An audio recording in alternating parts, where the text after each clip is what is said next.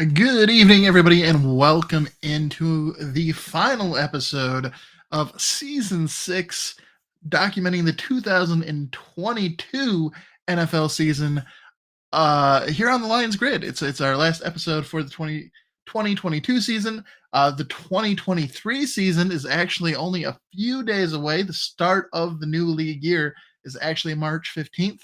So we've reached the end of February. Everything's played out. We haven't been on the air for a while because the Lions weren't in the playoffs, and this year I decided I wasn't going to cover the other teams.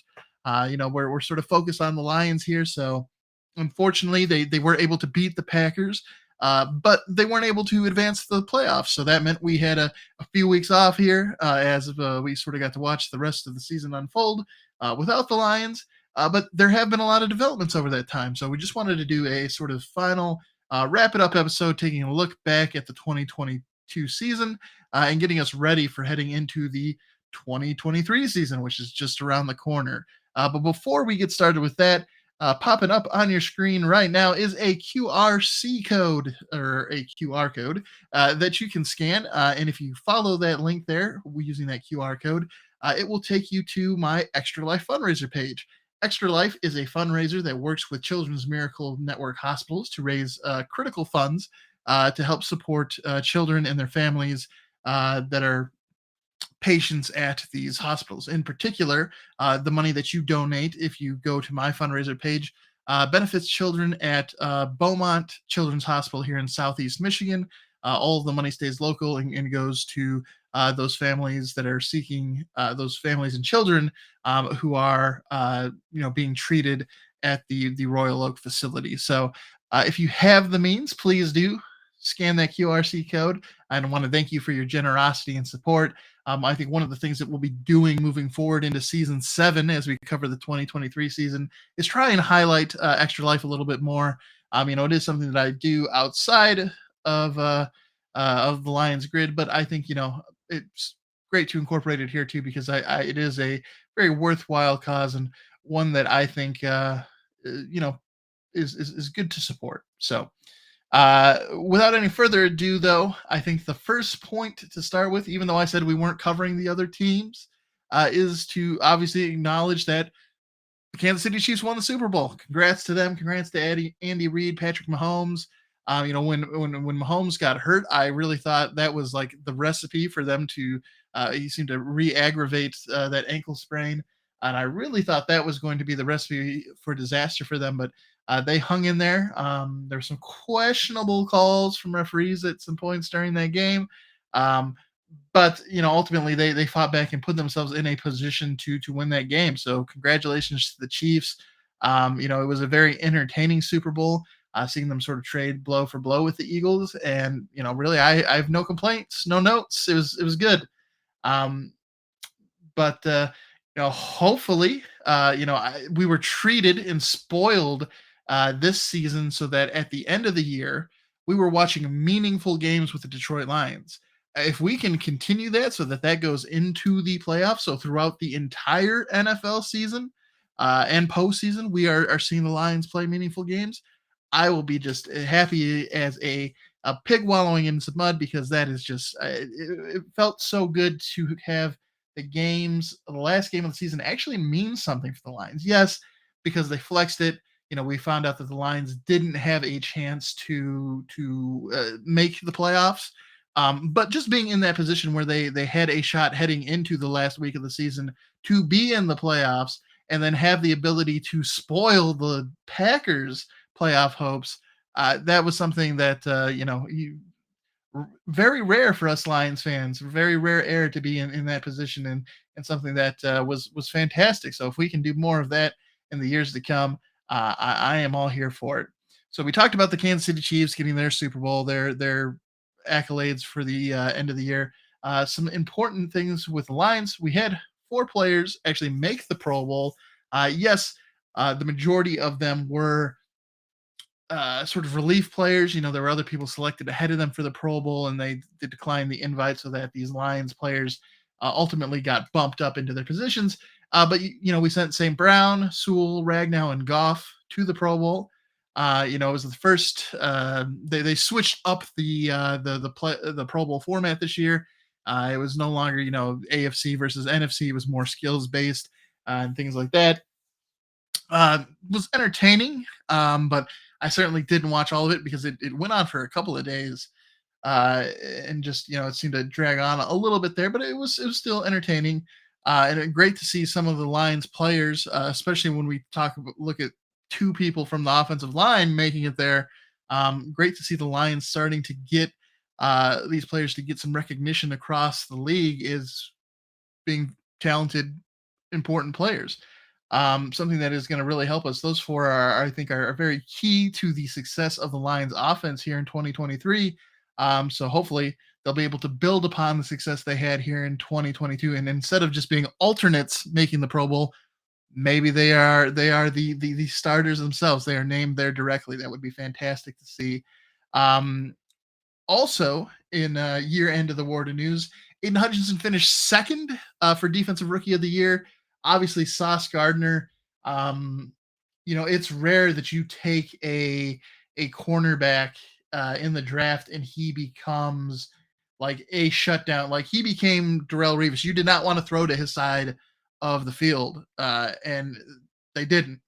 Um, so Gardner ended up winning the award, and it was by a considerable margin. He got 242 points with 46 of the first place votes.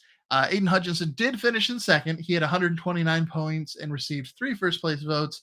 And then you also had Tariq Woolen from the Seattle Seahawks, another cornerback who finished with 73 points and one vote.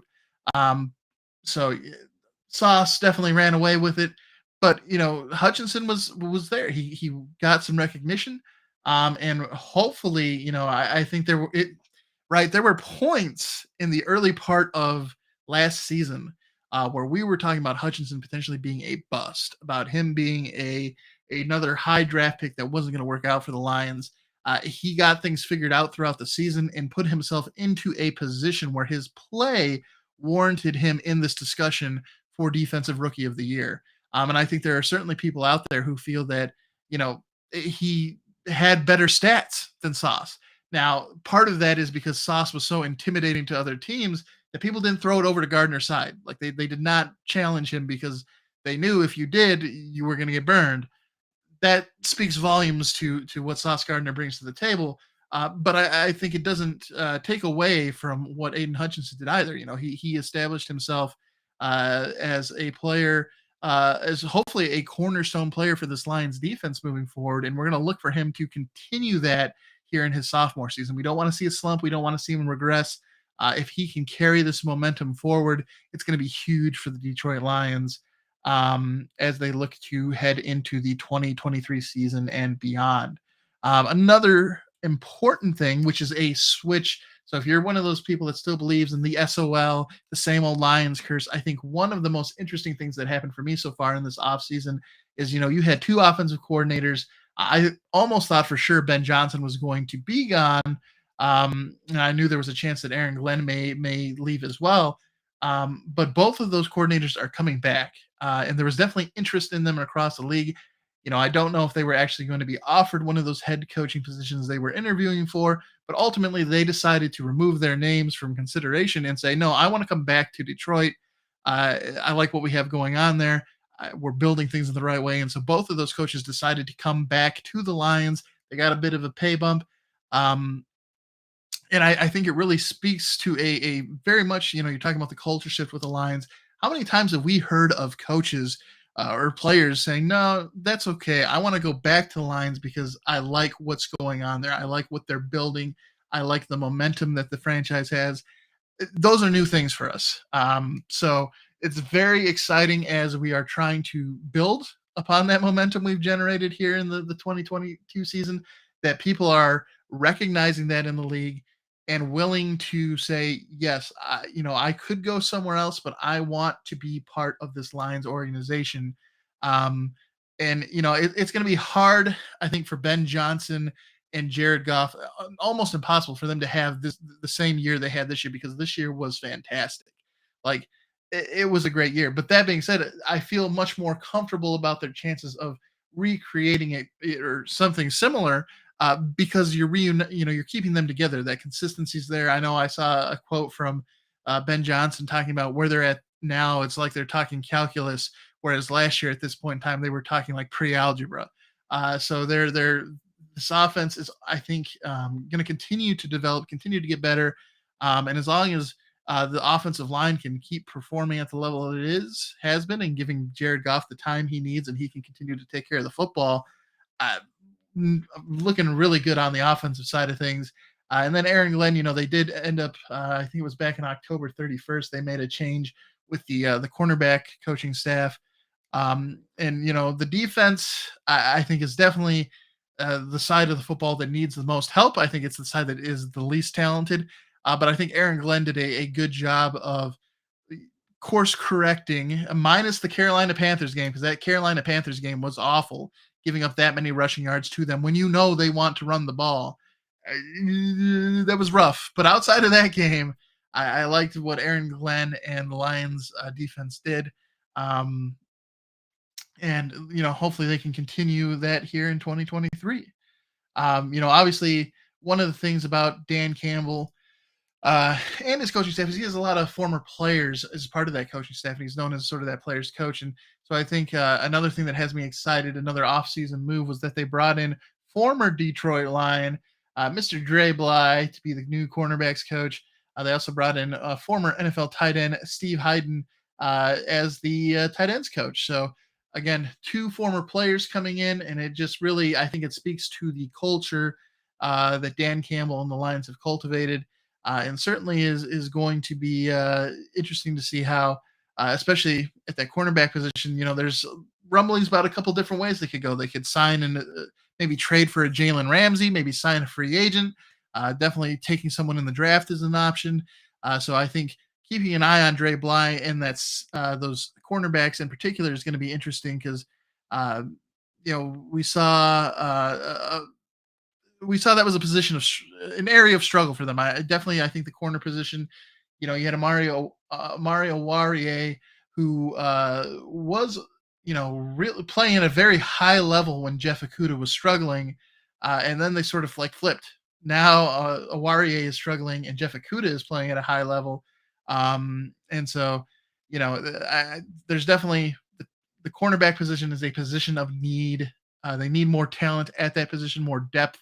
And so they're going to be bringing guys in, again, whether that be through trading, free agency, or the draft. And it's going to be interesting to see what Dre Bly can do with them, and how much that unit can improve from last year to this upcoming season. Certainly an area that I'm going to be keeping my eye on. Then another sort of interesting move, he's joining as sort of like he's joining the coaching staff. I'm not sure if he's joining as the defensive line coach specifically, or if he's like a consultant. I know they've been making some different moves. I saw they were considering bringing Jeff Fox on, the former Carolina Panthers head coach, as a defensive consultant.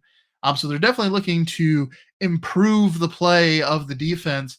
And so another one of those moves that they did in terms of the coaching staff was bringing in John Scott Jr. from Penn State. He's joining as to help with the defensive line development. I think that's a solid pickup on their part, and should be interesting to see, what he can do. If he can, obviously, you have Hutchinson, Houston, a number of different players there that have shown a lot of potential. Bringing in Scott Jr. here to help continue to speed up the progression of these players and the development of them will be very interesting. So, something to keep an eye on. Again, I think the defensive line, especially the interior part of the defensive line, is another area of need for this Lions defense. They're at least through the coaching portion of it, they've seemed to taken steps to try and address that. It's going to be interesting to see now what they can do in free agency, the draft, to get them the talent they need for that coaching staff to be successful. And speaking of the NFL draft, one of the things to keep in mind is that the Lions have 5 picks in the top 100 picks in this year's draft. They have 8 total picks, and the draft is going to be held in Kansas City between April 27th and 29th. They have 4 picks in the first 2 rounds. And so they're going to be adding some. They have the potential to add four, maybe five starters directly to this team. And then you saw how well Brad Holmes did with taking players in the last round that in the last draft that ended up in the later rounds that ended up contributing to this team. So uh, you potentially have four, maybe five day one starters, and then maybe some guys that you can bring along throughout the season to step into roles like we saw players do for the Lions this season. Uh, Hopefully, a lot of that draft capital is going to be invested in the defense because I think, again, you look at the offense, they're pretty stacked at pretty much every position. Yes, you downgraded at tight end when you traded away Hawkinson. How much did you downgrade? That's up for debate. He did make the Pro Bowl, but unless your name is Travis Kelsey, as if you play fantasy football, you really don't have a whole lot of tight ends that are week in and week out really contributing heavily to the outcome of games. So it's hard for me to say, Hawkinson is a talented player, but we never really felt his impact. There was the one game last season where he was used heavily when the receivers were injured. But outside of that, throughout his career in Detroit, there wasn't a time where you're like, wow, um, he's a player that has the ability to take over a game and really dictate the outcome. That's not typically something you see from tight ends. So that's not necessarily a knock against Hawkinson. It's just not something that your average tight end brings to the table. So, I'm not sure if using draft capital to try and replace him is the call there. Again, I think the defense is the area that needs the most help. Corner, interior linemen, linebackers, edge rushers, you know, that's what the Lions need. And so the more talent that they can use these draft picks on to bolster up that defensive side of the ball, I think is going to be very helpful. And then one of the first moves they made this offseason was they released Michael Brockers. He was released on February 24th, and that cleared up about $10 million in cap space. So what that means for the Lions is that they now have the 10th most cap space currently in the NFL. They're at rough. It's above 23 million. It's like 23.1 something million. And the NFL did raise the cap this year from 208.2 million up to 224.8 million. So the Lions are sitting there with the 10th most space at 23 million. There's been some talk about do they go after someone like Payne, the interior lineman from Washington, if he's available. He might get he may get the franchise tag, which teams have from February 21st until March 7th to designate players for the franchise tag from, or do they get a corner? There's some different corners out there. But the point is they have a good amount of money, and outside, there's only 9 other teams in the league with more money to spend than them. So good chunk of change. They have a lot of draft picks a lot of draft capital to get to help build out that defense with inexpensive rookie contracts. And it's the perfect storm, right? If the Lions can continue to build upon the momentum that they generated this past season, and they can bring in these new Lions through the draft, through free agency, potentially through trade, you know, can they keep this moving forward? And I think that's going to be a big thing. Again, we already sort of talked about the same old Lions critique and things like that.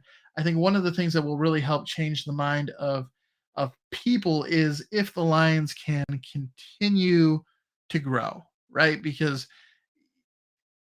the Lions, one thing they did this past season was they gave themselves the opportunity to be successful, and a lot of times they were down the stretch of the season. They certainly put themselves in a hole by the way they started, but by the end of the season, they put themselves in good opportunities and they were able to capitalize on them. They weren't able to capitalize on them all, i.e., the Carolina Panthers game, but by and large, week after week, They were doing things that we didn't see past Lions teams do. They were beating Minnesota. They were beating the Jets. Uh, Certainly things that they, in theory, could have done, but in past years, yeah, it's like, could the Lions do that? Yes. Are they going to do it? Absolutely not. This Lions team was able to do that. So if you are able to continue to capitalize on those opportunities, add in additional talent this offseason, I think you have a really good chance of being a very impactful team in the NFC this upcoming season. And I'm certainly looking forward to it. One of the things I'm also looking forward to is the Lions are getting new alternative helmets in 2023. Uh, Likely not going to get their full uniforms until 2024.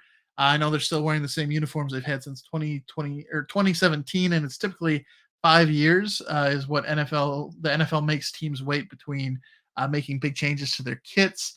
My understanding, though, is that these new uniforms that'll be coming out in 2024 aren't going to be not going to be super different. Like they're not going to be they're still going to look like the Lions, right? They're still going to be reminiscent of uh, what their current jerseys are, but they're going to be in. I What did Rod Wood say? I will read his quote. Hold on, I have it. I have it up somewhere in another tab. Uh, do I or did I close it? I might have closed it.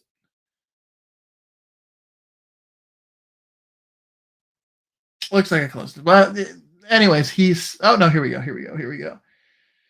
Um, he said. There will not be new uniforms in 2023. This is Rod Wood, Lions president. I know people get over their skis on that. It takes really 2 years to really get going. So, Chief Communications and Brand Officer Brian Fanicky and team have been kind of working with Nike, looking at uniforms. It'll probably be for 2024. It could be an interesting overhaul. He calls it an overhaul of the uniforms. We have a new alternative helmet, though, this year, and they didn't obviously do that this past season in 2022. So really, it'll actually give them three helmet options because you have the current Lions helmet with the lion on the side. You have the all silver helmet that they use for the color rush, but then they will have a third alternative helmet that is rumored to feature the Honolulu blue more heavily than the silver. So it'll be interesting to see what that design looks like, and certainly we'll share it as soon as we get images of it. So um, looking forward to it. Not only do you have this new culture, this new identity brewing within the Lions, but you're going to have new duds. Going to be looking spiffy. Some new uniforms. Have the new alternative helmet. You know, going to be looking good and hopefully playing good here for the next few seasons. So, you know, again, it's the season finishing 9-8, finishing second in the NFC North, denying the Packers, the arch rivals, a playoff berth.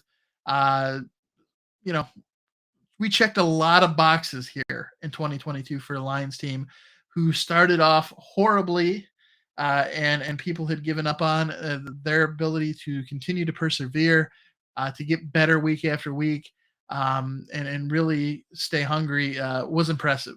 And I'm really hopeful that they can continue doing that in the 2023 season.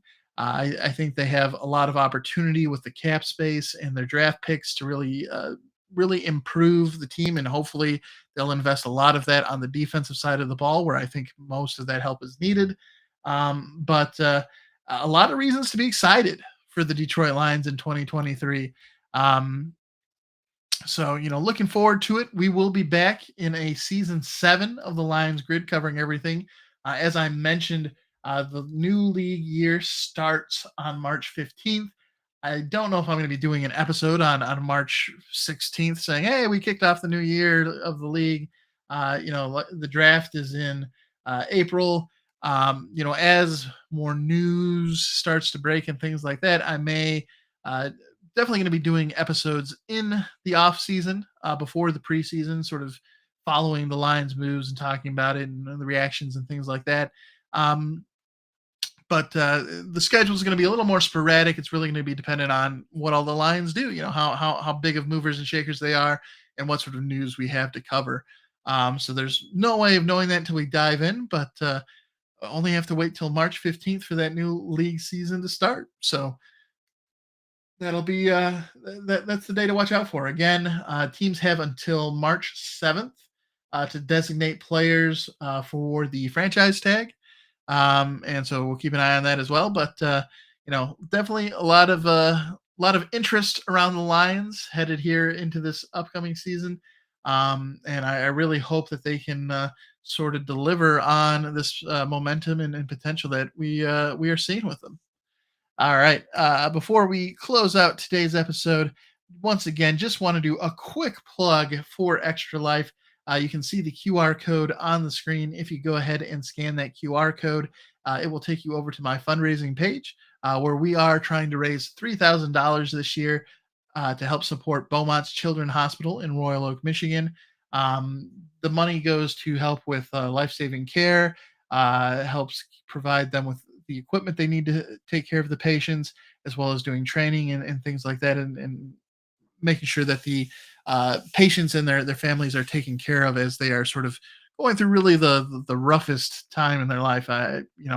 Nothing is worse than having a child that's in the hospital, and so by you helping support Extra Life, we help make sure that those kids that are at Children's Beaumont Hospital in Royal Oak, Michigan, here are taken care of and get the best possible care. So, if you do have the means, please consider scanning the code and donating. Definitely appreciate your support and your generosity.